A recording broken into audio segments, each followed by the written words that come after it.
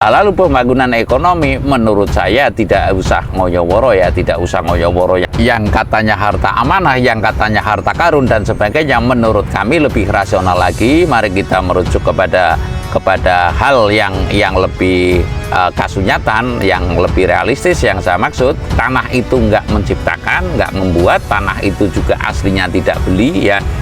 Terpetak-petak itu karena datangnya mohon maaf, kolonial Belanda, kalau secara umum dikatakan kolonial Belanda, sehingga bangsa ini menempati bumi ini kalau yang nggak punya secara terah warisan atau tidak punya penghasilan tinggi, ini mesti beli. Tapi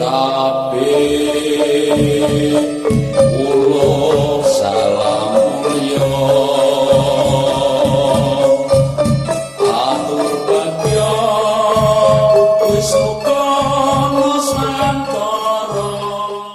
Hong wilahing jati nuhuni hajat-hajate leluhur Nusantara tapi uluk salam mulia.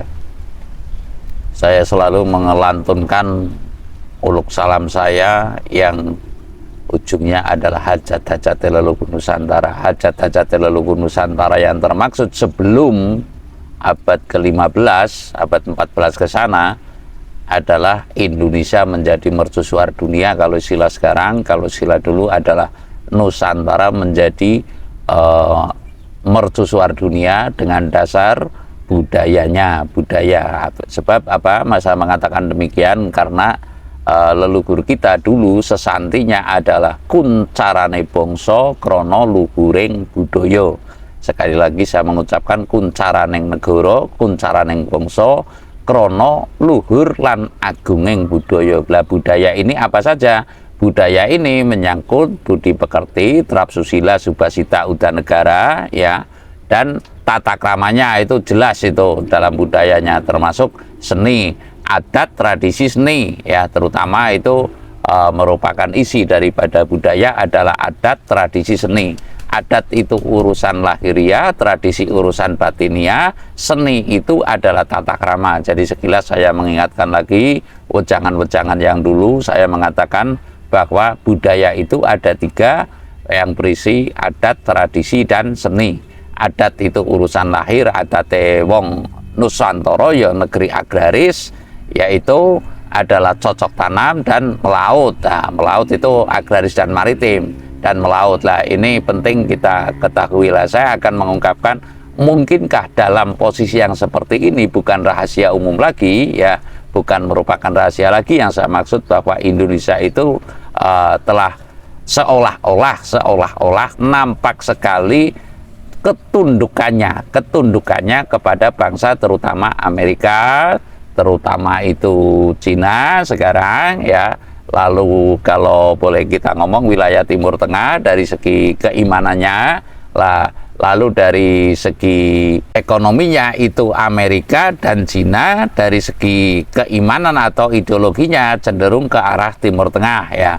Lah ini patut kita bukan mewaspadai, tapi kita semestinya punya perencanaan tertentu wilayah mana yang patut kita perhatikan agar kita itu bisa melanjutkan hajat-hajat leluhur Nusantara. Lah hajat-hajatnya leluhur Nusantara tidak lain tidak bukan ya mencapai tatanan dunia baru ya, dalam setelah runtuhnya Majapahit ini sampai kepada tujuan yang akhir mijiling Ratu Adil. Kalau kata orang Arab itu ya, kata orang Islam itu ya mijilnya Imam Mahdi. Lah ini penting. Kalau menurut Kristen juga mijilnya atau turunnya Isa turun kembali. Kalau menurut Buddha avatar dan sebagainya. Kalau menurut Hindu mungkin Alkin atau apalah. Ini penting kita perhatikan bahwa Indonesia setidaknya menanamkan generasi kita, menanamkan kepada generasi. Yang saya maksud bahwa Indonesia itu mesti cukup memperhatikan ya, semestinya ada patutnya selalu memperhatikan perkembangan 3 wilayah ini. Mengapa demikian? Karena mercusuar dunia itu jelas tidak dari segi ekonomi saja, namun dari segi keimanannya. Yang saya maksud keimanan, sesungguhnya Indonesia itu sudah bertauhid dengan dasar yang kita anut sekarang adalah falsafah Pancasila atau Indonesia berdasarkan negara Pancasila. Itu tentunya sudah mencakup merupakan ketauhidan. Cuma kesampurnannya ini semestinya kita lebih matangkan lagi dengan menarik kesimpulan antara rakyat dan pejabat bahwasanya Pancasila itu yang seperti apa yang dimaksud. Sesuai kalau zaman Orde Baru itu ya butir-butir Pancasila atau P4, pedoman, penghayatan, dan pengamalan Pancasila. Bukan berarti saya memberikan himbauan ya, tapi kalau boleh kita memberikan rujukan juga, rujukan saya seyogianya pedoman, penghayatan, dan pengamalan Pancasila yang telah ada diberlakukan kembali atau dilaksanakan kembali. Kalau kita ibaratnya gengsi kepada masa Orde Baru, karena bangsa ini kan banyak yang menentang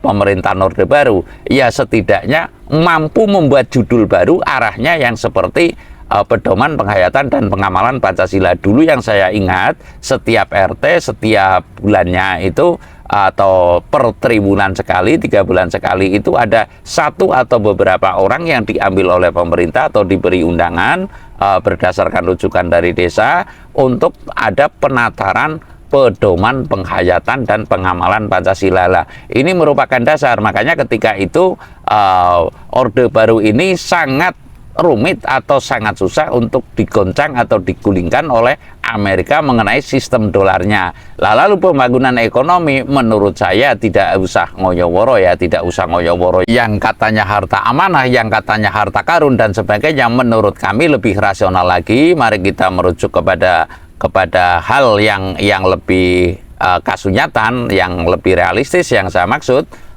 Kita menyelenggarakan sebuah ideal pemukiman. Ini penting sekali bahwasanya ideal pemukiman akan berulang kali saya katakan bahwasanya kita mesti tanah itu nggak menciptakan, nggak membuat, tanah itu juga aslinya tidak beli ya. Terpetak-petak itu karena datangnya mohon maaf kolonial Belanda, kalau secara umum dikatakan kolonial Belanda, sehingga bangsa ini menempati bumi ini kalau yang nggak punya secara terah warisan atau tidak punya penghasilan tinggi, ini mesti beli. Berbeda dengan ketika Majapahit, saya meyakini ketika Majapahit itu tanah itu ya semua hak milik kerajaan, lalu masyarakat setiap yang berkeluarga itu akan diberi penempatan atau kalau istilah bahasa langitan saya adalah ideal pemukiman. Ideal pemukiman yang termaksud setiap kepala keluarga itu dipetakan 50 ubin tanah. 50 ubin tanah itu kalau istilah Banyumas ya. Banyumas itu 50 ubin adalah kalau satu ubin itu 14 meter persegi ya, 14 meter persegi kali 50. Ini untuk tanah. Tanah itu berarti ya pekarangan. Untuk sawah ya sama juga 50 ubin sawah. Merupakan hal yang pokok kita mesti memperhatikan yang bahwasanya kita itu mesti kembali kepada tatanan Majapahit dari sedini mungkin ya, dari sedini mungkin mentalitas bangsa ini juga kalau istilah yang saya terima mesti ada satuan elit palapa. Satuan elit palapa yang saya maksud ya itu adalah satuan merupakan satuan, bukan kesatuan ya. Kesatuan itu kan bersatu. Satuan daripada anak bangsa yang berteknologi tinggi untuk dibentuk oleh sebuah negara. Contoh umpamanya kalau istilah sekarang itu Tegal ya. Tegal itu kan bisa membuat mesin, bisa pandai cara anunya dan lain-lain, para empu dan sebagainya, termasuk menguasai teknologi ya menurut era sekarang. Ini semestinya penggemblengan tersendiri walaupun mobil itu hanya berlaku dalam negeri saja gitu, tidak pemenuhan pangsa pasar luar negeri yang saya maksud. Jadi mobil ini hanya untuk dalam negeri saja. Ini yang penting kita rencanakan kalau menurut kami ini penting juga. Saya tidak melantunkan ke pemerintah karena pemerintah ini sudah ada menterinya ya. Saya hanya gendu-gendu rasa dalam hal ini kepada terutama kaum pelaku spiritual, semestinya ada perencanaan ke arah situ. Dan saya yakin yang menjalani spiritual ini juga bukan orang yang pada bodoh ya, orang yang bodoh-bodoh amat itu menurut saya, atau orang yang nggak berpendidikan. Pelaku spiritual ini juga banyak orang yang berpendidikan tinggi. Ini perencanaan yang matang bahwasanya generasi kita itu patut kita tanamkan rasa percaya diri dan kita pahamkan kepada beberapa wilayah yang patut kita hikmai ya, yang bukan kita curigai, bukan kita waspadai, yang patut kita hikmai bagaimana caranya kita bisa menjadi negara yang atau macan Asia, setidaknya menjadi macan Asia ini tentu ada beberapa wilayah. Contohnya Inggris ya, lalu Cina dan Timur Tengah. Lah, ini menyangkut ekonomi, ideologi, politik, ekonomi, sosial dan budaya ya. Ideologi, politik, sosial, budaya dan sebagainya semestinya tertanamkan kita dari sedini mungkin rasa cinta tanah air untuk bagaimana strategi kita nanti bisa bukan mengalahkan, bukan kalau mengalahkan ini perang ya, tapi digdaya sira kang tanpa aji otomatis menundukkan karena punya rasa segan. Kalau rasa segan itu sudah ada fondasi sebenarnya dari dulu.